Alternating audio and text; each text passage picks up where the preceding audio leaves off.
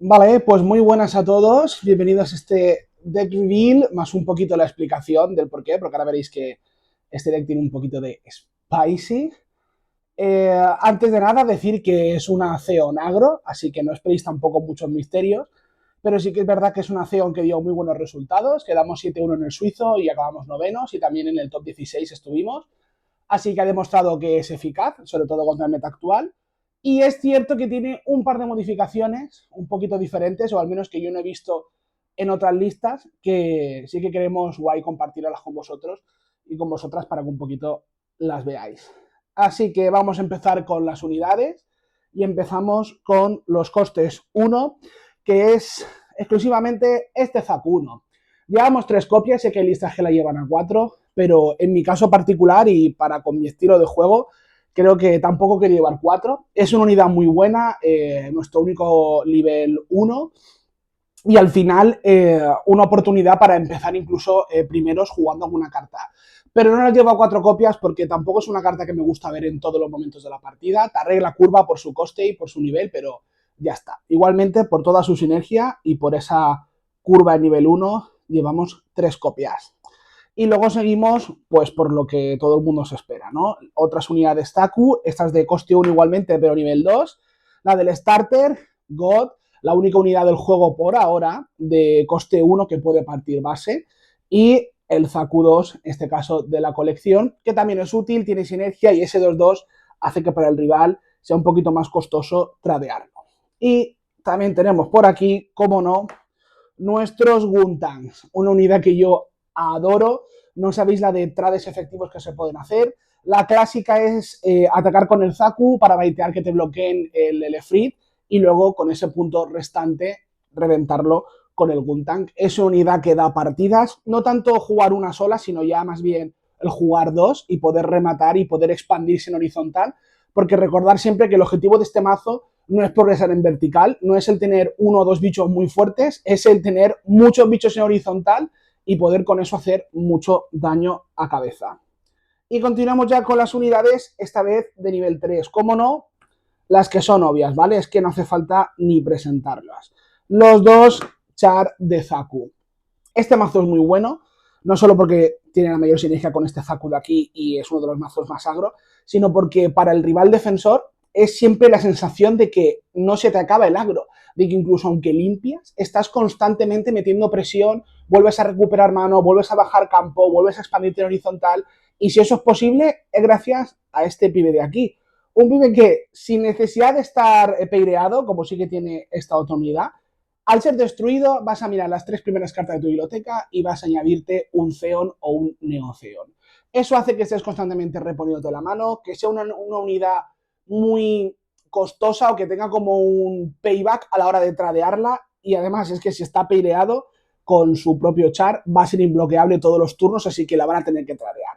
Este char de aquí también es muy útil, es cierto, sobre todo si está peireado, aunque a mí particularmente no me parece a la altura. El único tip que puedo dar es que procurar siempre que en caso de peirear uno sea este y no este. Pero vamos, es un concepto, es un consejo muy básico. Y otra unidad que tenemos nivel 3 es este Rigdum de aquí. Esta unidad se ha puesto mucho de moda porque se ha visto que es muy efectiva, sobre todo contra el Mirror. Es Zeon, así que tiene toda la sinergia que quiere nuestro mazo. Es barato por coste, una curva buena, un 3-3, así que no puede ser afectado por algunas cosas, como por ejemplo el Swords, que devuelve algo de HP de 2. Y es muy bueno haciendo otra desvalúe, sobre todo con blockers molestillos, que puedas deshacerte de ellos, más aún cuando esto gane una P por nuestro Gundam. Eso sí, normalmente todos los mazos los llevan a 4, yo lo llevo a 3 porque este Rigdum puede ser puniseado, lo mismo que el Recel, me da una sensación similar. Básicamente es que tiene 3 de HP y un Mulaflaga es muy doloroso, sobre todo porque este bicho no va a poder ser, no va a poder ir con Rush, no va a poder atacar porque no tiene para poder tripularlo.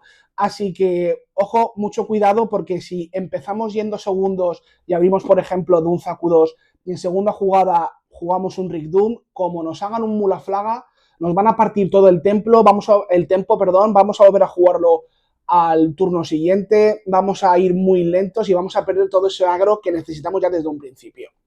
Ese es el motivo por el cual yo lo llevo a 3, aunque respeto mucho llevarlo a 4 porque es muy buena unidad. Y por último, una de las dos sorpresas de este deck, que a mí particularmente me gusta mucho y encaja mucho con mi game style, que es el G-Fighter. Una unidad clasiquísima que todos conocéis, 3-2 por coste 2, nivel 3, que cuando entra hace que una de nuestras unidades que sea white base, puede ser ella misma, gane high maneuver, es decir, que no va a poder ser bloqueada. El punto obvio de esta carta es simple, es jugarla, dar el efecto a sí misma, meterle un muro y poder atacar y además crear otro blocker para que el resto de nuestras unidades puedan atacar, pero tiene un poquito más de spicy, de salseo, y es el motivo por el cual lo llevo. Y es que hay otras dos unidades en nuestro mazo que también van a ser white base. La primera es el Gundam, que ahora lo enseñaremos porque es level 4, y la segunda, este Gundam de aquí. Y no os imaginéis la cantidad de partidas que nuestro rival ha pasado turno creyendo que no íbamos a poder hacer nada porque solo teníamos un tanque en mesa y algunos bichos y él tenía bloques para impedirlo. Y hemos atacado, puniseando, esperando a que se esperaran para bloquear el Guntank, jugar esto y reventar escudo. Ha pasado muchísimo. Además, otro motivo por el cual lo llevo es que tampoco es tan costoso, entra bien en curva y porque uno de los momentos donde uno de los mazos meta nos puede parar, que es el mazo Unicorns, es cuando nos consiguen estabilizar y empiezan a jugando muchos bloques, lo empiezan a poner enderezados y a reventar nuestras unidades. Y ese momento donde nos faltan uno o dos escudos por quitar, el poder tener una unidad más con High Maneuver, que además tiene sinergia con Amuro, a mí particularmente me ha ayudado mucho a ganar las partidas. De hecho, varias partidas del torneo las he podido ganar gracias a G-Fighter y porque el rival no se lo suele esperar. Continuando con las unidades de nivel 4, vamos por 4 Anska. Obviamente esta carta es buenísima, el mismo efecto que Guntank, solo en un cuerpo 3-3, que de nuevo al ser de cuerpo 3 pues nos protege también contra Mula Flaga, al igual que Rigdum. Es una unidad muy buena, cuando juegas a muro o giras algo y juegas dos de estas o dos de estas, consigues mucho value. Y es cierto que la mayoría de listas la juegan a 4. A mí no me gusta jugarla a 4 porque me parece peligroso abrirte de mano con dos de estas seguidas y no poder proponer ninguna otra jugada en los turnos bajos. Pero reconozco que es buena. Igualmente, es de hecho uno de los sacrificios que he tenido que hacer para poder jugar dos G-Fighter. Si no jugara G-Fighters, jugaría 4 unidades de esta, sin duda. La otra unidad clásica de coste 4, pues es este Gundam. Para mí, en mi opinión, la mejor unidad de todo el juego hasta ahora. El tempo que te da es bestial. El efecto de replay te permite tradear sin ningún problema. Y para mí el efecto que está más roto y que es más chulo es el de dar un punto de AP a todas nuestras unidades. Eso hace que esta unidad pueda partir bases de HP 6, cosa que prácticamente ninguna otra unidad de nuestro mazo puede hacer.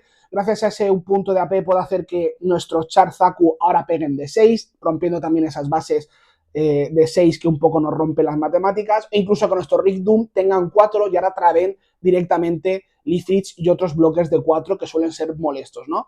No hay nada más que decir, la conocéis, es increíble. Y por último, jugamos una única copia de Chargelgo. Yo esto lo llevo pues por gusto personal, pero reconozco que no es necesario en el mazo.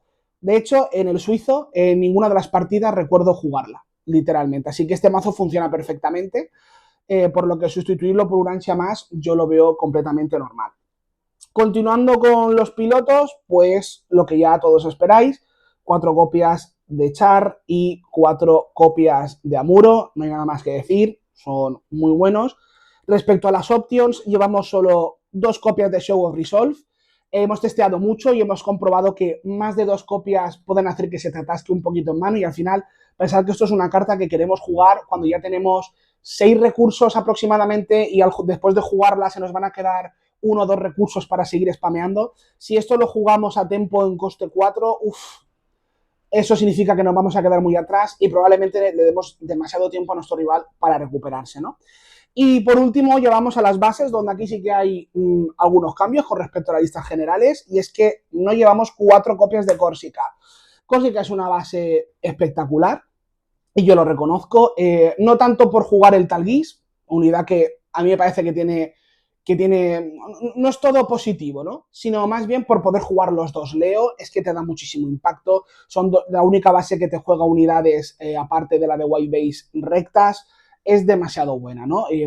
Está muy bien. Problema, que cuando llevas 4 copias, las posibilidades de robarte varias de estas en los turnos tempranos son muy altas. Y a mí me ha pasado mucho decir, bueno, pues en curva juego una de estas y juego un Talguis, como vemos aquí, no proponer más mesa, porque el rival ya me haya tradeado todas las unidades de costo bajo, y que de repente me juego un Swords, me trade la base u otro bicho que tenga en campo, me devuelva el Targis a la mano, y no solo acabo de perder todo el tempo de la partida, sino que el rival incluso lo ha recuperado y juega unidades que son, digamos, me hacen mucho counter, ¿no? Yo ese tipo de contrajugadas les tengo mucho miedo. Si se me acumulan mucho en mano, siento que pierdo todo el tempo y pierdo todo el agro. Y ese es el motivo por el cual hemos decidido jugar con 2 copias del Underground. Y la verdad es que me ha ido muy bien. Primero, porque en matches de Mirror, el tener una base de 6 te ayuda mucho. Y segundo, porque esta unidad, cuando tienes 3 recursos, es más útil que esta. Pagas uno, juegas esto, te añades una carta a la mano y probablemente la carta que te haya salido a la mano sea algo de costo 2 que lo puedo jugar. Es que me parece muy bueno, es muy barata, cumple la función de pagar uno por robar uno y no sé, a mí me gusta muchísimo y me ha dado muchos resultados. Esta es la lista completa de que llevamos al torneo, repito, 7-1 y quedamos top 16. A mí me gusta muchísimo. Como aspectos positivos, creo que, o al menos esta lista, tiene un muy buen matchup, sobre todo contra mazos que dependan de los típicos 8 o 16 blockers típicos, porque llevamos mucho high maneuver. Tienes que tener muchísimo cuidado cuando te enfrentas a Marida, porque la verdad es que es un mazo que tiene prácticamente el mismo agro que tú, pero además tiene Casatri y Marida, que les ayuda mucho a estabilizar la mesa, incluso pueden volver a pegar jugando el Unicorn. Y por lo general me sentí muy cómodo, tienes un mirror también adecuado más o menos, y recomiendo mucho jugarla porque es una lista muy barata, es una lista muy óptima y de verdad que en la cual podéis prescindir completamente de echar Gelgoth, como digo, porque a mí particularmente no me hizo ninguna falta. Muchas gracias por ver el vídeo. Si queréis saber más sobre el equipo, aquí os dejamos nuestras redes y nuestro Discord. Uníos para formar parte de esta comunidad.